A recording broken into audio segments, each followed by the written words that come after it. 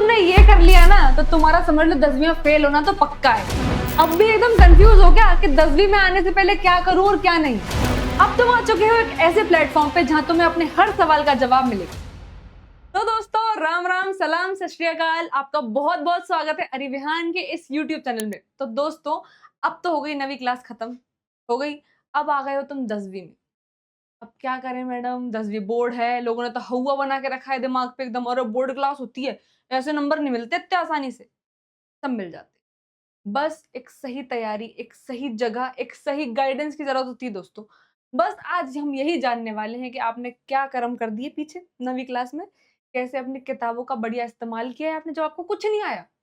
वही माइंडसेट, वही आपकी मनोवृत्ति आज भी है। और अब क्या होएगा, 9वीं में तो कुछ पढ़ा नहीं। अब लोग तो ये बोलते हैं अगर 8वीं पढ़ ली तो 9वीं अच्छी हो जाएगी, 9वीं पढ़ ली तो 10वीं अच्छी हो जाएगी। तभी नहीं है। 10वीं का सिलेबस 9वीं से बिल्कुल अलग है बच्चों, बिल्कुल अलग है दोस्तों। तो आज 10वीं में क्या करना है, क्या करना चाहिए, क्या चीजों से बचना चाहिए, उसके बारे में हम बातचीत करने वाले हैं। तो बिल्कुल पूरी वीडियो में मेरे साथ बने रहना, बस सब सॉर्ट कर लेंगे, ठीक है। चलो, तो आज हम जिन टॉपिक से बात करने जा रहे हैं बच्चों, वो क्या है, वो ये है कि तुम्हारा माइंडसेट कैसा है, कहाँ उलझे पड़े हो, कहाँ अटके पड़े हो, क्या सोच रहे थे, क्या चाह रहे थे। 90% बच्चों का आज डाउट यही क्लियर हो जाएगा, ठीक है दोस्त।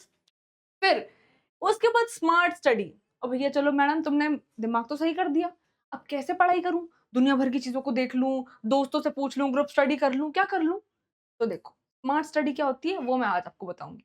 उसके बाद रिसोर्सेज। तेरी हैंडराइटिंग अच्छी लग रही है यार, तेरे नोट्स दे दे, काम के होंगे। अरे वो मैम का वाला पैकेज वो भी अच्छा है, वो भी ले लेता हूँ, यूट्यूब की वीडियो भी देख लेता हूँ, वो भी डाउनलोड कर लेता हूँ। सब देख लो, मिलता कुछ नहीं है। फिर 25 जगह घूमोगे तो अटक ही जाओगे। एक रिसोर्स को चुनो, एक बढ़िया ऑथेंटिक रिसोर्स को चुनोगे, सही जगह जाओगे, बहुत अच्छा करोगे, ठीक है। उसके बारे में बात करेंगे। फिर सी रूल। सी रूल क्या है, ये क्या है मैडम, सी रूल क्या है। सी मतलब होता है कंसिस्टेंसी। कंसिस्टेंसी का मतलब क्या होता है मैडम, तो कंसिस्टेंसी मतलब होती है निरंतरता। निरंतरता मतलब भले ही दिन में 1 घंटा 1.5 घंटा 2 घंटे पढ़ो, रोज पढ़ो, लेकिन पढ़ो, वो होती निरंतरता। अगर तुमसे कोई बोलता है अरे भाई बोर्ड है, दिमाग में वैसे ही लोड है, 8 घंटे पढ़ रहे, 10 घंटे पढ़ रहे, कुछ घुसा ही नहीं रहा दिमाग में, तबीयत खराब हो रही है, सर दुख रहा है, कुछ नहीं निकल रहा, आउटपुट कुछ नहीं निकल रहा, क्योंकि लोगों की बात में आ गए हो। लेकिन अगर अब तुम सी रूल को अपनाते हो, निरंतरता से पढ़ते हो, तरीके से रोज थोड़ा थोड़ा पढ़ते हो, तो बोर्ड एग्जाम में ना धमाल मचा दोगे, तुम एकदम भौकाल मचा दोगे। फिर आखिर में देखने वाले हैं क्या करना है इस 10वीं क्लास की शुरुआत से अंत तक, और क्या नहीं करना है, किन चीजों से बचना है, क्या तुम्हारे लिए डेंजर साबित हो सकती है। डेंजर क्या है भैया जो नहीं करना है। इन कुछ चीजों पे बेटा आज हम बात करने जा रहे हैं मेरे प्यारे दोस्त, आज हम इस चीज पे बात करने जा रहे हैं। तो देखो सबसे पहले मैडम 9वीं में तो कुछ नहीं पढ़ा मैडम, कुछ नहीं आया समझ में, ऐसे ऐसे टर्म्स, ऐसे ऐसे चैप्टर थे, कुछ नहीं समझ में आया। टीचर्स पढ़ा रहे थे, क्लास में सुन रहे थे, पर घुसा कुछ नहीं, इधर कुछ नहीं गया। ये सारे कपाट ना जंग लग गई इनमें, जंग तेल डालो इसमें अब, ठीक है। लेकिन क्या होता है, आप क्या करते हो, बस पूरा 9वीं का सिलेबस देख लेते हो, क्लास में कुछ नहीं पढ़ते, जो मुझे अच्छे से पता है, कुछ नहीं पढ़ते, बस सुन रहे हो टीचर्स की। फिर क्या होता है, एक दिन आता है पेपर। पेपर के टाइम पे क्या करते हो, एक क्लास के टॉपर की या फिर किसी की, जहां से भी उठा उठा के कॉपी मांगते हो, फिर देखते हो कि यार ये आंसर आसान लग रहा है, ये पढ़ लेता हूँ, ये आंसर आसान लग रहा है, ये रट सकता हूँ, ये पढ़ लेता हूँ। फिर कहाँ बैंड बजती है, गणित में बैंड बज जाती है। फिर केमिस्ट्री में फिजिक्स का कोई फॉर्मूला है, बायो का कोई डायग्राम है, वहां बैंड बज जाती है। इंग्लिश में ढंग से आपको राइटिंग सेक्शन समझ में नहीं आ रहा, वहां बैंड बज जाती है। सोशल की डेट्स याद नहीं हो रही, वहां बैंड बज जाती है। मैप याद नहीं हो रहा। बहुत सारी ऐसे अलग अलग सब्जेक्ट में, अलग अलग विषयों में डाउट होते ही होते हैं। क्यों, क्योंकि वहां पढ़ाई नहीं करी है। तो तुम्हारी कोई गलती नहीं है, गया जो होना था वो गया, ये तो पास्ट था ना, हम इसको सुधार तो नहीं सकते, डोरेमोन तो है नहीं हम। अब क्या करेंगे, 10वीं में वो 9वीं वाला माइंडसेट लेके नहीं आना है। नहीं आना है मतलब नहीं आना, जो 9वीं में, जो 9th क्लास में तुम्हारी मनोवृत्ति थी, जो तुम्हारी मानसिकता थी, वो यहाँ 10वीं में नहीं चलने वाली। अब क्या करना है, शुरू से शुरुआत करनी है। अपने माइंडसेट को कैसा बताना है कि 10वीं 9वीं से आसान है, जो कि है। 10वीं क्लास 9वीं से आसान है, जो कि है।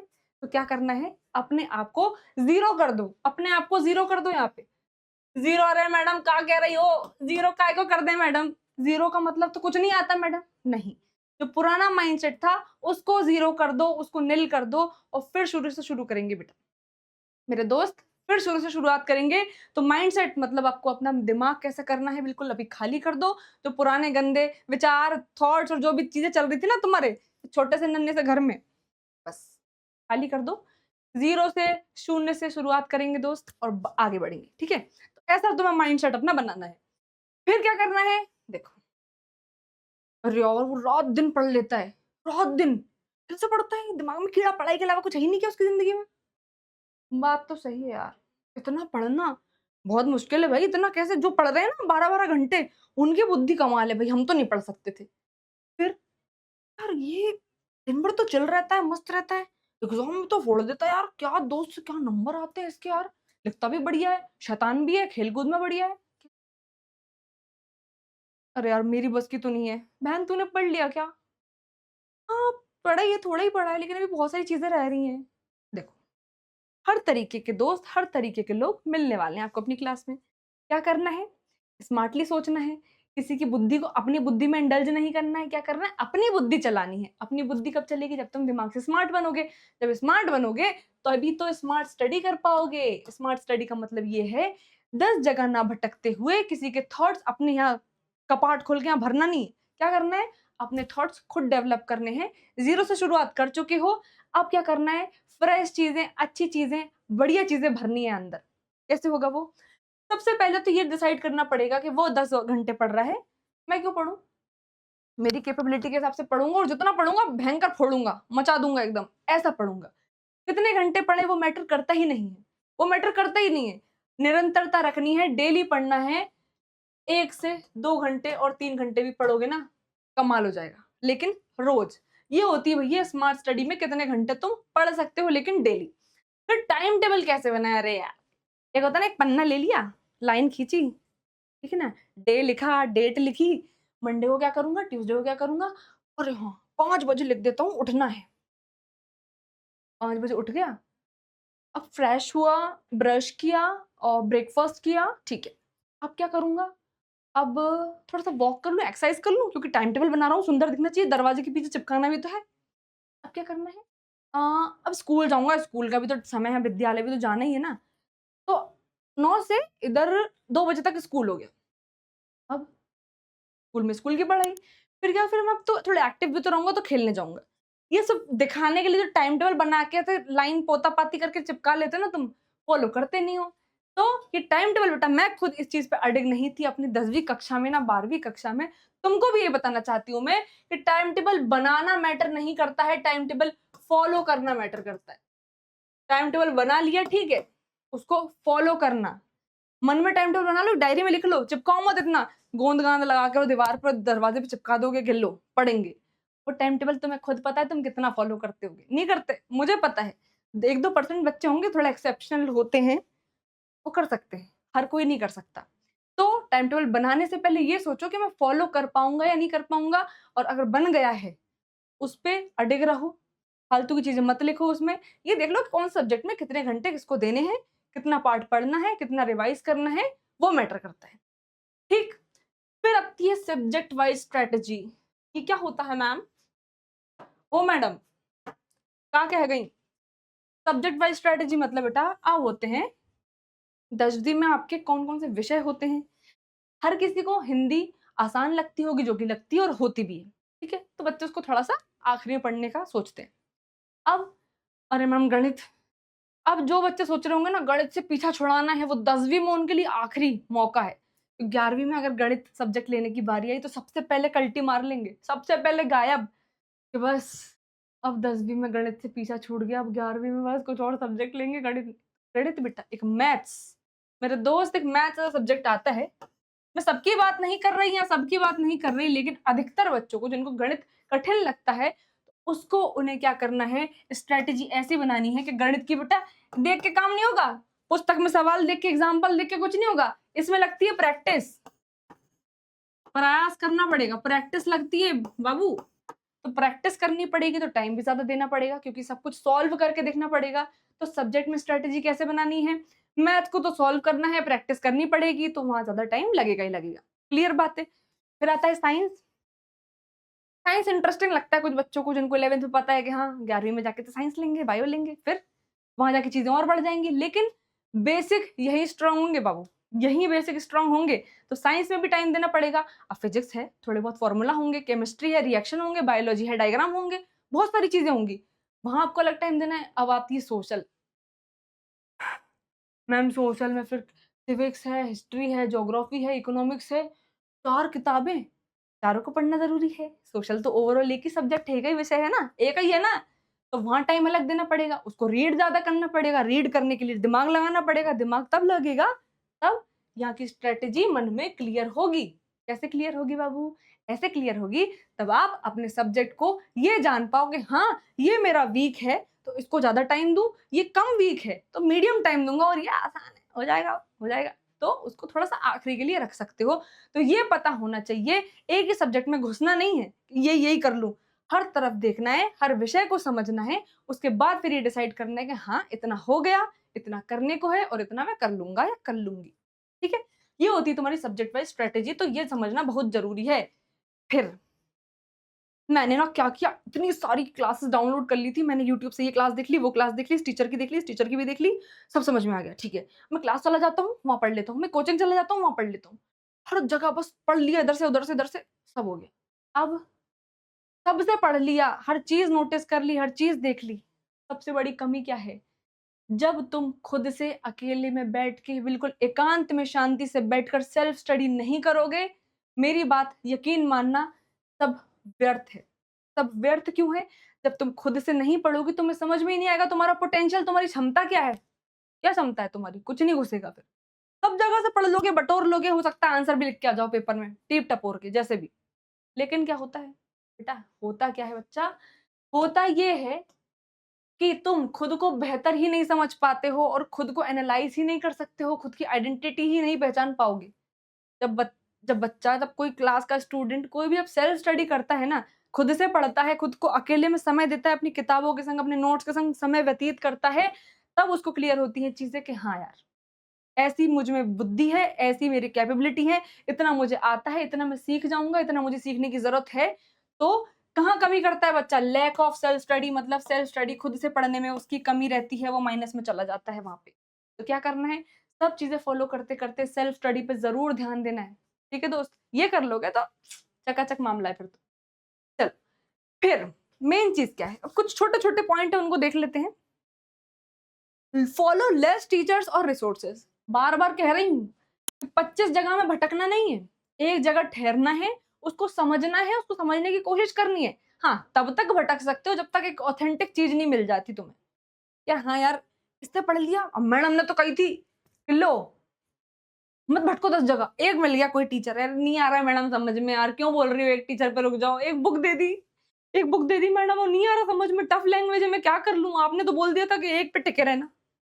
नहीं, क्या करना है आपको? चीज़ों को एनालाइज़ करो, चीज़ों को ऑब्ज़र्व कर लो दोस्त। फिर क्या करोगे उसके बाद? जब कुछ परफेक्ट लग जाता है, समझ में आने लग जाता है, तुम्हें पता है ना तुम्हें किसकी भाषा समझ में आने वाली है? हरिविहान के टीचर्स की, क्योंकि बिल्कुल आसान भाषा में समझा देते हैं, हर चीज़ क्लियर कर देते हैं, छोड़ देते हैं एकदम। पर क्या करना है? एकदम समझने की कोशिश करनी है वहाँ पे। जब कुछ अच्छा मिल जाता है, जहाँ से समझ में आने लग जाता है, उसको अपना लो। उसी को पूरे साल भर, पूरी 10वीं की बोर्ड में आपको फ़ॉलो करते जाना है। अगर इधर भी भटके, उधर भी भटके, तो कहीं की नहीं रह जाओगे। कुआँ खाई बीच में अटक जाओगे। इधर जाओगे तो भी गिरना है, इधर जाओगे तो भी गिरना है और मरना ही है। तो क्या करना है? किसी बढ़िया रिसोर्स पे जाके टिक जाओ, उसको फ़ॉलो करो और वहाँ पे मचा दो धूम, बस। तो लेस का मतलब होता है भैया कम। हर किसी को फ़ॉलो मत करो, हर किसी के पीछे मत भागो, जब कुछ अच्छा मिल जाता है तो उसको अपनाओ, पढ़ाई करो, भयंकर मस्त, ठीक है? फिर राइटिंग और कैलकुलेशन मिस्टेक्स। अब यही वाली गणित वाली बात है। किताब, गणित की किताब देखी, ठीक है, प्लस माइनस माइनस ऐसा-ऐसा ठीक है। यहाँ पे ये फ़ॉर्मूला लग जाएगा, यहाँ पे ये सॉल्व हो जाएगा, ओके ठीक है, हो गया। आँखों से देख के गणित सॉल्व हो गई तुम्हारी, हो गई। किताब जैसी बंद होएगी ना, जब जाओगे ना पेपर में, देखोगे ना क्वेश्चन, अरे वही आ गया एग्जाम्पल वाला, प्रैक्टिस ही नहीं करी थी, हो गई कैलकुलेशन मिस्टेक, आ गए नंबर कम, कट गए। तो बेटा क्या करना है बच्चा? करना क्या है बाबू यहाँ पे तुम्हें? कैलकुलेशन मिस्टेक ना हो, गणित जैसे सब्जेक्ट में, फिजिक्स जैसे सब्जेक्ट में तो प्रैक्टिस लगेगी लगेगी, उसके साथ राइटिंग भी करनी पड़ेगी, राइटिंग प्रैक्टिस भी करनी पड़ेगी। अगर इंग्लिश के पेपर में नोटिस रिपोर्ट लिखने को आ जाती है, एक बार तो फॉर्मेट लिख के देखोगे ना कि हेडिंग कहाँ डलती है, डेट कहाँ डलती है, कंटेंट कहाँ लिखाता है ना, रिमार्क कहाँ होता है, साइन कहाँ करते हैं, सब देखोगे ना एक बार लिख के, समझोगे ना, पहचानोगे ना, तब जाके लिख पाओगे ना कुछ चीज सही से। तो यही करना है। आया समझ में? उसके बाद होता सी रूल। मैम सी रूल क्या है मैम? सी से तो चकरा गए हैं मैम दिमाग एकदम ही। तो सी रूल में मैं सितारे जरूर बना दूंगी, 3 सितारे, मतलब समझो बहुत ही इंपॉर्टेंट है। इंपॉर्टेंट है, क्यों इंपॉर्टेंट है मैम? Why it's important? बेटा इंपॉर्टेंट इसलिए है, कलर अच्छा सा ले लेते हैं, कहीं का चटक कलर ले लेते हैं, अभी तक तो हम ले लेते हैं पिंक, ले लूं क्या मेरी लड़कियों के लिए? ठीक है। तो सी रूल है बेटा कंसिस्टेंसी यानी निरंतरता वाला रूल, जो कि पहले भी बार बता दिया है, वापस जान लो, वापस समझ लो। मैटर क्या करता है? मैटर क्या करता है? क्या काम आती है बेटा चीज? बच्चा काम आती है। 10 घंटे 12 घंटे पढ़ने से कुछ नहीं उखड़ता है। करना क्या होता है? अगर तुम्हें मचाना है ना जीवन में, रोज थोड़ा थोड़ा थोड़ा पढ़ते जाओ, ठीक है? वो याद है अपने सबसे लंबी नदी कौन सी है? अमेज़न है ना, अमेज़न शायद सबसे लॉन्गेस्ट रिवर है। एक शिला, एक पत्थर है, ठीक है? उस पे तेज धार से पानी गिर रहा है, 2 घंटे के लिए गिर गया पानी, ठीक, कुछ नहीं हुआ पत्थर का। लेकिन निरंतर उस चट्टान पे, उस पत्थर पे एक-एक बूंद करके कंटीन्यूअसली रेगुलरली पानी टपक रहा है, पत्थर भी फाड़ देगा वो एक-एक बूंद पानी। इतनी शक्ति होती है निरंतरता में। तुम्हें क्या करना है? किसी की बातों में नहीं आना है। कौन क्या कर रहा है उससे फ़र्क नहीं पड़ता है, तुम अपनी क्षमता को पहचानो। पहचान लिया मैडम, अब क्या करना है? अब बढ़िया 1.5 2 3 घंटे जितना भी तुम्हें क्षमता है तुम्हारी, रोज रोज ही डिसाइड करो, प्रैक्टिस बनाओ और रोज पढ़ो। फिर देखो ये सी रूल तुम्हारी किस्मत चमका देगा। चमक जाओगे, इससे ही चमकोगे। यहाँ घिस लिया अगर पूरे साल भर 1.5 2 घंटे रोज रोज रोज रोज रोज, चमक जाओगे। ठीक है? अब क्या करें मैडम, क्या ना करें, मतलब क्या करना है, क्या डूज है हमारे, है ना, और क्या डोंट्स है हमारे। ठीक है? क्या करना है और क्या नहीं करना है। सबसे पहले देख लेते हैं क्या नहीं करना है। पहले देख लेते हैं, बुरी चीज पहले खत्म करते हैं, अच्छी चीज पे बाद में आएंगे। 10th क्लास बहुत टफ है तो बिल्कुल ही नहीं है, टफ है ही नहीं। कभी भी कंपेयर कर लो, 9वीं की किताब उठा लो, 10वीं की किताब उठा लो, 10वीं का सिलेबस आसान मिलेगा, सरल मिलेगा। ये नहीं करना है, किसी की बातों में आना ही नहीं है कि 10वीं क्लास टफ होती है, कठिन होती है। फिर लास्ट मोमेंट पे पढ़ना। मैम बोर्ड्स तो हैं मैम, अब क्या करें, अब साल भर तो बर्बाद कर दिया। अब लास्ट मोमेंट में पढ़ोगे अगर, कहीं के नहीं रह जाओगे।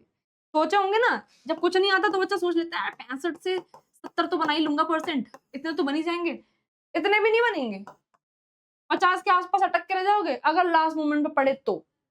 वैसे तुम्हें पता है यूपी में बोर्ड कैसे कॉपी चेक होती है, हालत निचोड़ देता है बिल्कुल ही। तो क्या करना है? आखिरी मोमेंट पे नहीं पढ़ना है, शुरुआत से पढ़ना है, रोज रोज पढ़नी है, वो सी रूल याद रखना है। सी रूल याद रखना कि सुरभि मैडम बता के गई थी, ठीक है?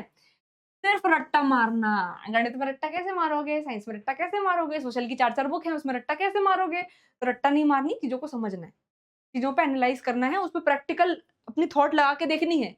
ऐसा है तो क्यों है, ऐसा क्यों है तो क्यों नहीं है, तो ये आपको करना पड़ेगा, रट्टा नहीं मारना है, ठीक है? सोशल मीडिया पे टाइम, हाँ, अब तो मैं हो गया 14-15 ईयर्स का हो गया, मैं हो गई। आपकी इंस्टाग्राम आईडी नहीं, मैं स्नैप यूज़ करता हूँ, मैं स्नैप यूज़ करती हूँ। यहाँ पे टाइम वेस्ट हो जाता है। उसके बाद मूवी, ठीक है, नेटफ्लिक्स, मतलब क्या होता है, होता क्या है? असल में होता क्या है कि तुम्हें पता ही नहीं है कि पढ़ाई में 1 डेढ़ घंटे तुम गिन लोगे। पिछले 50 मिनट से पढ़ रहा हूँ, 5 मिनट ब्रेक ले लेता हूँ। वो 5 मिनट का ब्रेक कब डेढ़ 2 ढाई घंटा हो जाएगा सोशल मीडिया के चक्कर में। देखो, हर चीज़ का फ़ायदा है, हर चीज़ का नुकसान है। तुम भी जानते हो, हम भी जानते हैं। तुम भी जानते हो, हम भी जानते हैं। अब इतनी बुद्धि तो है, इतनी अकल तो है, इतनी समझ तो आ ही गई है। तो क्या करना है? जीवन की हकीकत को पहचानना है। मैं ये नहीं कह रही हूँ कि यूज़ करना बंद कर दो, टाइम वेस्ट करना बंद करो। कोई चीज़ का नुकसान फ़ायदा तुम्हें खुद पता होना चाहिए। अगर तुम डेढ़ घंटा पढ़ रहे हो, तो तुमने 20 मिनट इंस्टाग्राम चला लिया तो कुछ नहीं होगा। प्रैक्टिकल बात कर रही है सुरभि मैडम तुम्हारी, है ना? और बंद कर ऐड, 10वीं आ गई है, इंस्टा बंद कर, आईडी बंद कर अपनी, फेसबुक मत चला, यूट्यूब पे ज़्यादा टाइम मत दे। ये नहीं बोलूँगी, असली बात कर रही हूँ ना भाई। चला सकते हो, लेकिन टाइम वेस्ट नहीं करना है वहाँ पे। ऐसा नहीं होना चाहिए कि पढ़ाई तो तुमने आधे घंटे करी और वो 3 घंटे इंस्टाग्राम पे रील स्क्रॉल कर रहे हो। ये नहीं होना। तो सोशल मीडिया पे टाइम वेस्ट नहीं करना है, फिर कंपैरिज़न करना। और चैप्टर 1 दिन में कंप्लीट हो गए, मेरे से एक भी नहीं हो पा रहा। अरे! उसकी क्षमता अलग है भाई, तेरी क्षमता अलग है। उसको पढ़ने दे जैसा पढ़ रहा है वो, तू अपने आप को पहचान ना। आपको कितना आता है, आपको कितना नहीं आता है, ये क्षमता आप में आनी चाहिए। और कब आएगी? खुद को एनालाइज़ करोगे, सेल्फ स्टडी करोगे, तो ये चीज़ बढ़िया हो जाएगी। तो किसी से अपन को क्या नहीं करना है, कंपेयर नहीं करना, तुलना नहीं करनी। जहाँ तुलना आ जाती है वहाँ काम बिगड़ जाता है भऊ। तो बस क्या करना है, तुलना नहीं करनी है, हेल्थ इग्नोर करना। देखो, जैसा मन होता है, वैसा ही हमारा रिएक्शन होता है, जैसा भोजन होता है, वैसे ही भजन होता है इंसान का। तो क्या करना है, हेल्थ पे ध्यान देना है। चटर-पटर सब खाते हैं, तुम्हें पता होगा, तुमको भी पसंद है, हमको भी पसंद है, हम भी इंसान हैं, तुम भी इंसान हो। क्या करना है, ख्याल रखना है अपनी हेल्थ का। कैसे हेल्थ का ध्यान रखोगे?